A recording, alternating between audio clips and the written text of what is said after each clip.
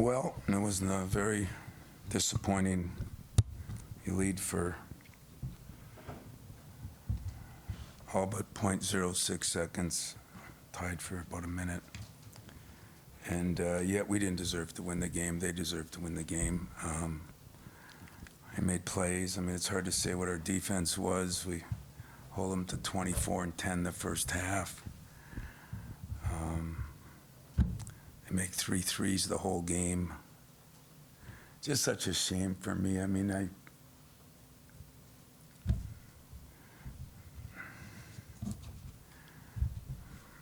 the crowd was unbelievable. It's almost like these players, you know, sometimes they expect everybody to give to them. They got to give something back to the crowd. And we didn't do that. And I didn't, they didn't, and that was disappointing. We're probably not going to win many games if our 2 shooters go, what did they go, 6 for 24?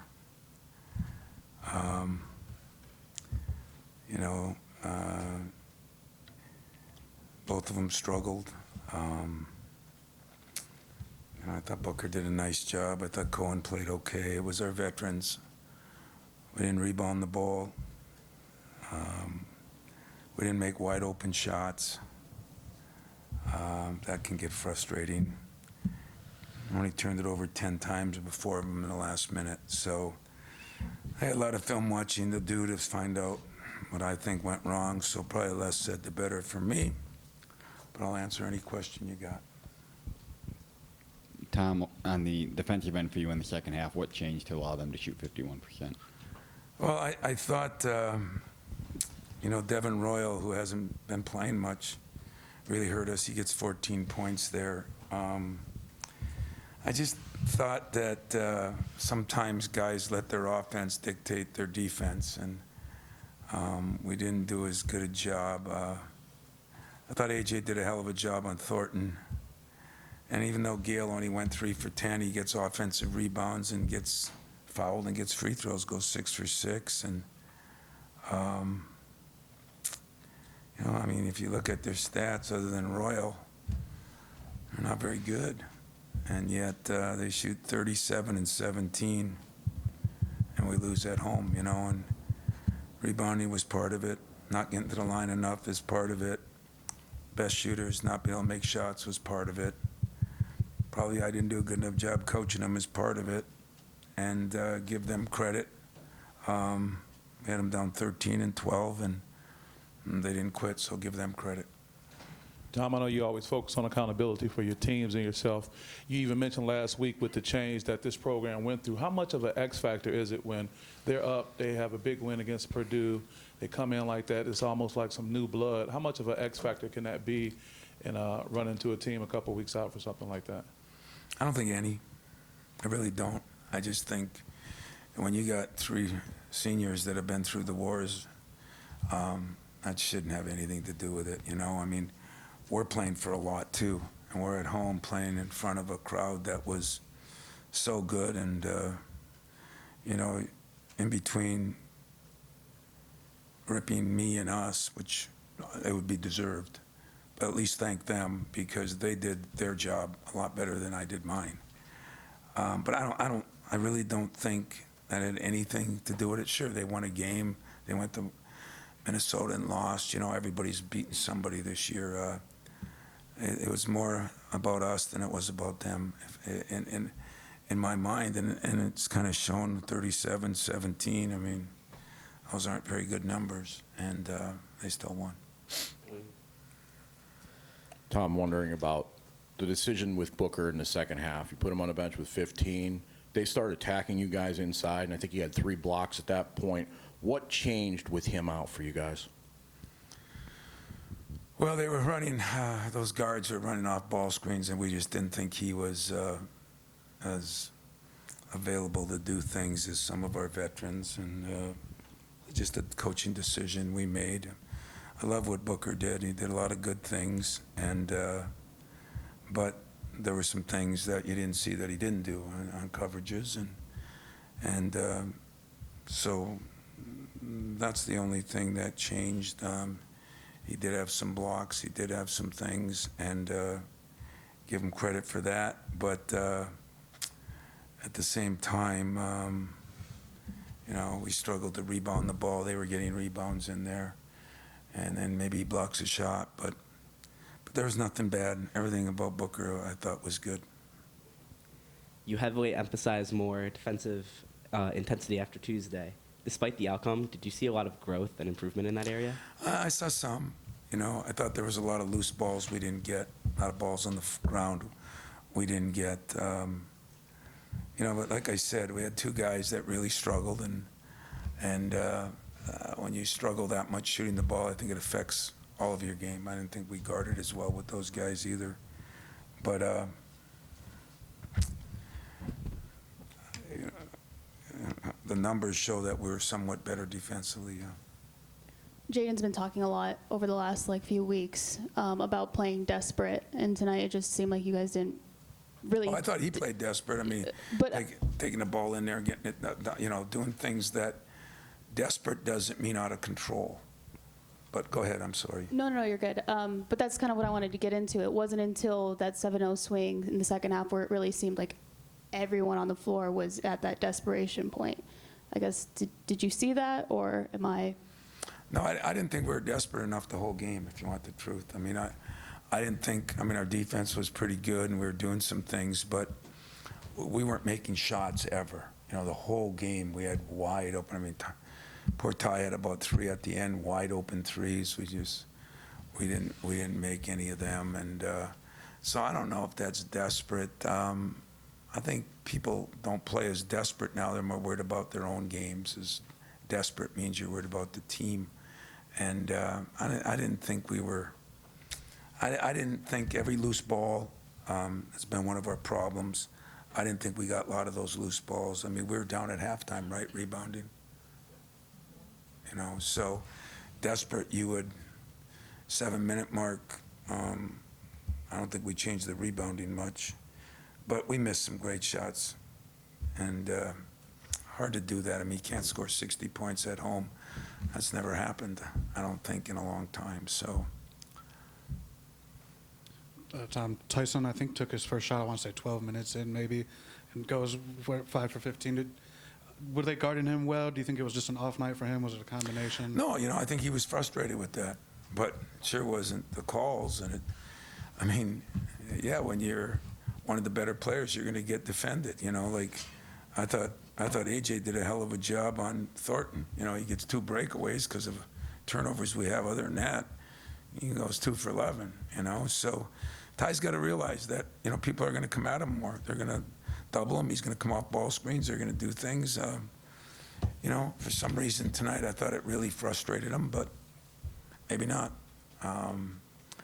But, you know, like I said, if my 2 shooters shoot that way, we're not going to nobody's going to win games with that, you know. Your defense is going to carry you so far.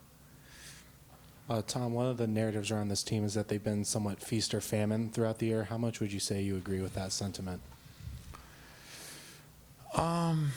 You know, I don't know where the feast has been, you know. I mean, I don't think any game I felt like we, you know, got, I shouldn't say any, but not enough games we put our foot on their throat, you know. I don't think we've done a great job of that. AJ said, you know, we're not finishing very well. He was right. So I don't know if it's feast or famine. I really don't, but we'll, I'm just gonna have to look at the film and see, you know. Some of the things we did I just thought were mind-boggling to me, and it's under my tutelage, so I gotta figure it out. Tom, I know in the Big Ten, anybody can win anywhere, but you had 2 games here at home.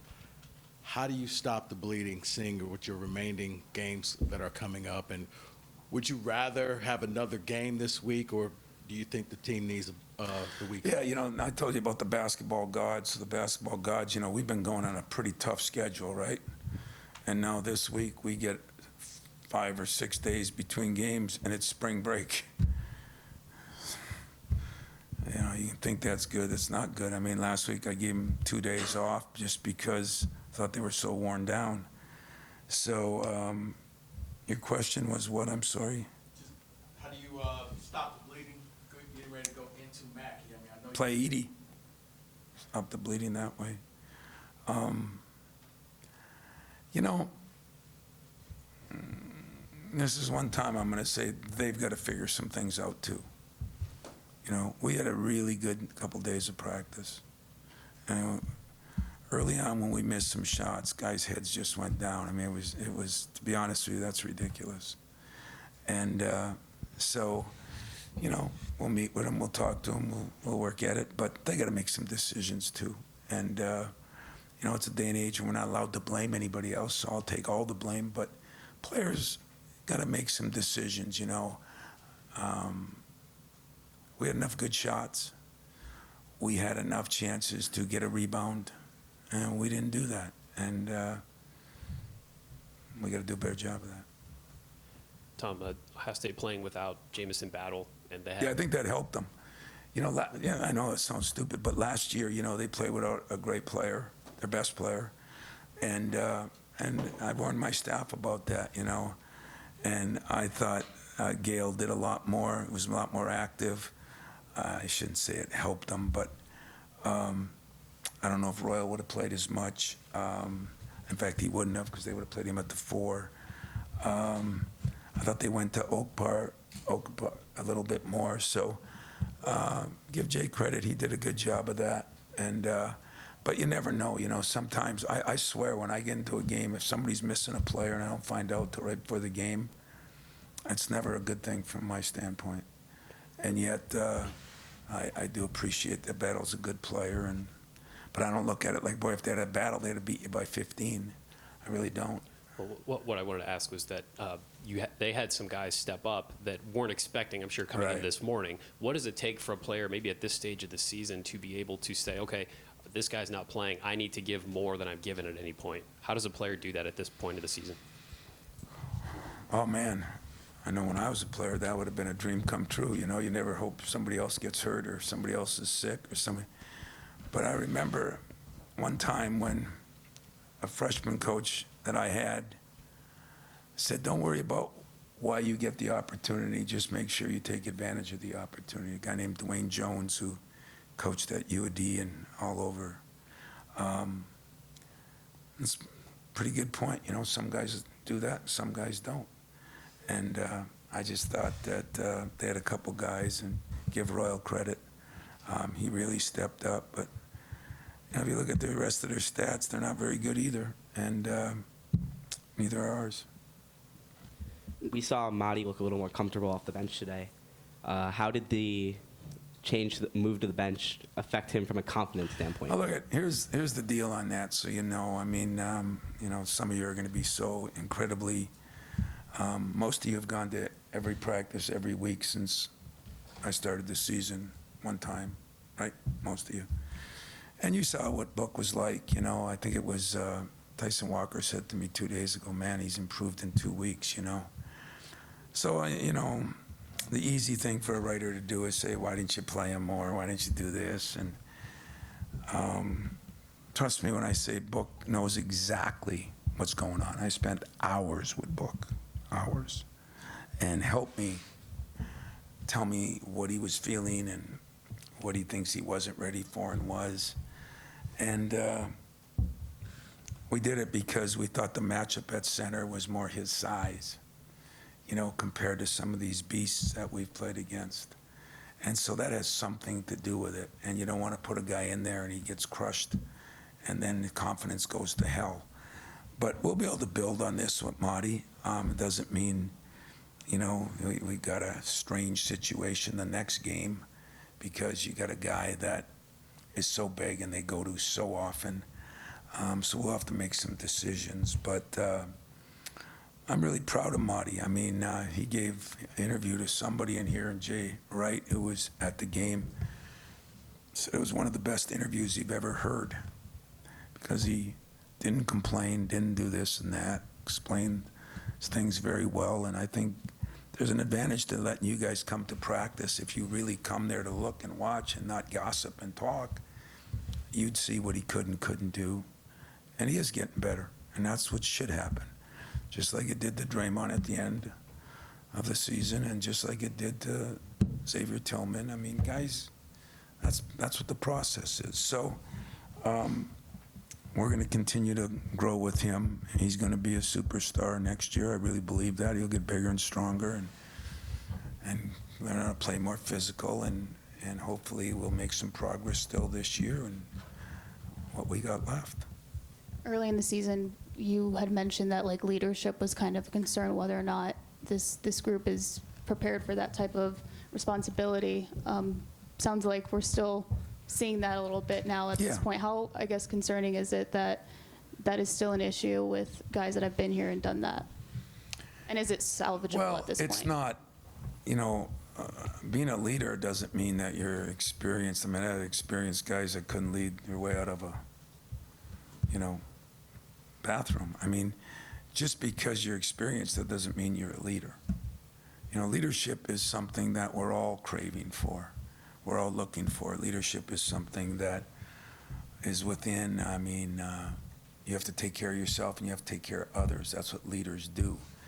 And there's not a lot of people. And I told you I thought COVID hurt that because we all siloed in on ourselves. I'm not going to sit here and tell you that our leadership is very good, but I told you the same thing at the beginning. I hope nobody thought I was going to give somebody a shot and all of a sudden they became a leader, because that doesn't happen. You know, there's some great players that you followed that were great players and not great leaders. And there's another guy that's not a great player, maybe, but is a great leader. And that's the problem, you know, is, but I don't know if that had anything to do with tonight. I thought, you know, I put a lot on AJ, and I was really, I really was pleased with AJ for the most part. I'd like to see him rebound a little bit better. But he played damn good defense on a very good player in Thornton. He went 4 for 8. He made 1 for 1 from the 3. He had 9 points, 4 assists, 1 turnover, a block shot. I thought AJ played pretty well.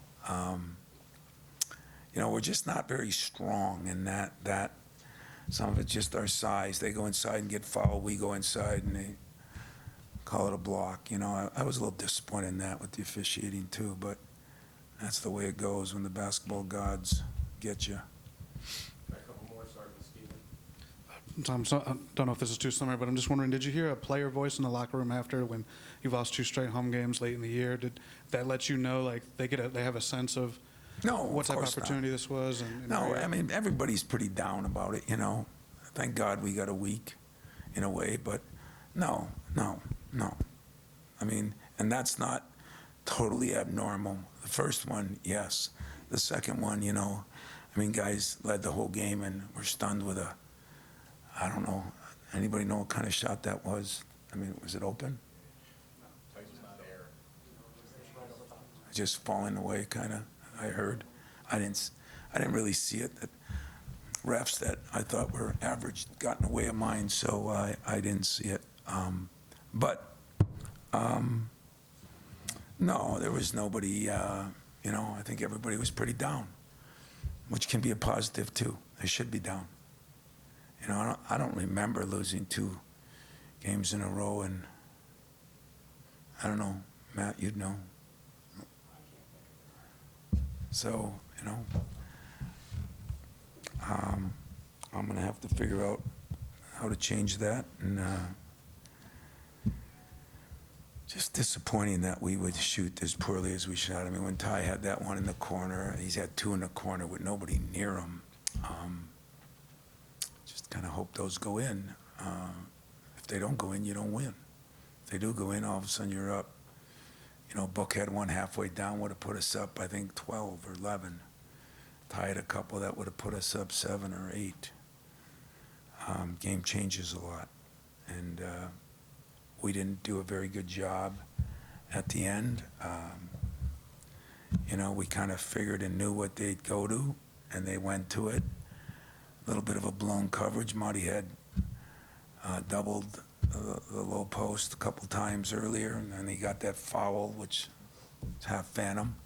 And then the last time he just didn't go. And I mean, AJ, when you're one-on-one with a guy, it sure wasn't his fault. So they deserve to win. How much does this one sting to compared to some other losses this year, especially with this one being at the buzzer, basically?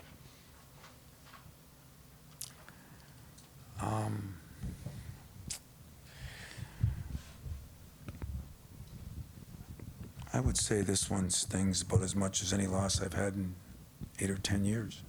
You know, I just felt like we practiced well enough to really play well. I didn't care who they had.